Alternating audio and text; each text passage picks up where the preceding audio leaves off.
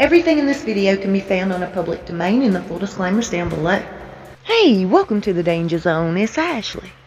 Lots of love and many blessings your way. And a huge thank you to Peter, Phil, and Jay.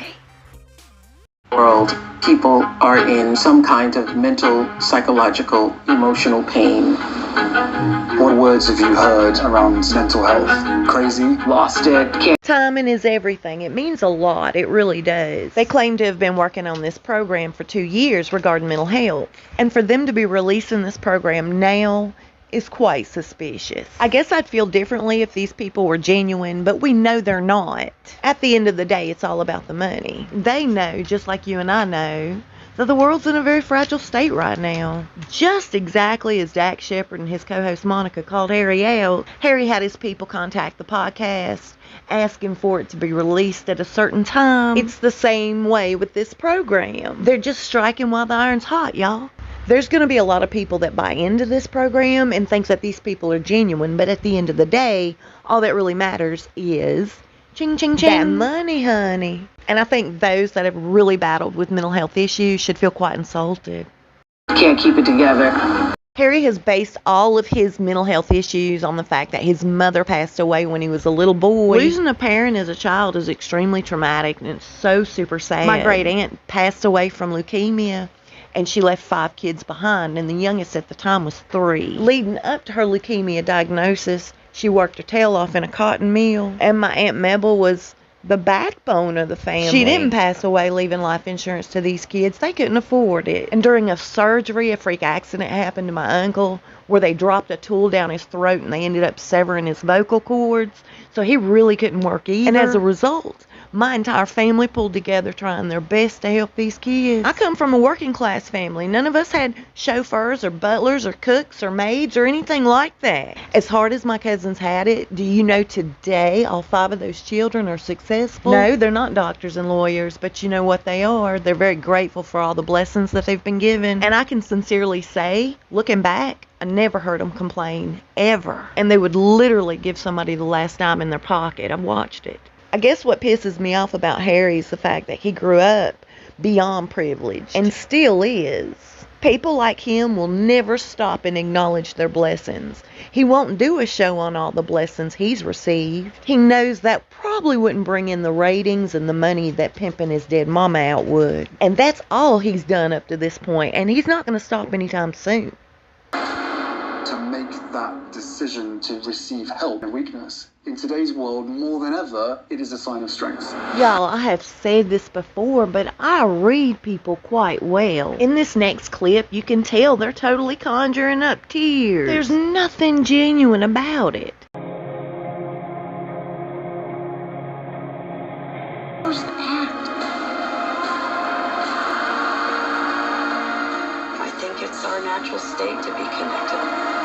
If there's a working camera in the room, Megan's going to make sure she finds a way in front of it. And of course, she's going to wear some t-shirt that has propaganda all over it. Raising the future. Come on. Girl, stop. And doesn't Harry look a little glassy in the eyes to you? And why do these people look different every time you see them? They never look the same. What would Harry have to talk about if his mama had lived? Had she still been around, I wonder exactly how he'd be making his money today. So this isn't the only project that Oprah has her paws in. According to Angela Levin, there's another documentary in the making where the couple go into detail about how terrible things were for him in the royal family. Meghan had Jessica Maroney as her personal stylist employed on payroll, as well as Marcus Anderson and her little makeup artist friend. She talked the royal family into hiring Amal Clooney, and they did. These people were there for much more than just makeup and hair. They were helping Meghan record conversations that were private between the royal family members. Meghan was busted several times taking video recordings of the kids, pictures, documenting things. All of this is going to be in the documentary that's coming out that Oprah helped produce. And the one to follow is all about, you guessed it, Diana. They've been investigating her demise for quite some time. This is a dream come true for Meghan. She has spent years fantasizing about this day. And I've been asked several times so far today if they're going to be losing their titles. I would love to say yes. But sadly, I have to be the bearer of bad news. And when asked, a senior figure told The Standard on Monday there's no appetite to do this. The position on titles has been discussed by all parties months ago and remains the same today. They went on to say that the Queen has no desire to change anything right now. They don't even want to put pressure on them to stop using their titles. Even going further than that, saying it's really not our decision to make.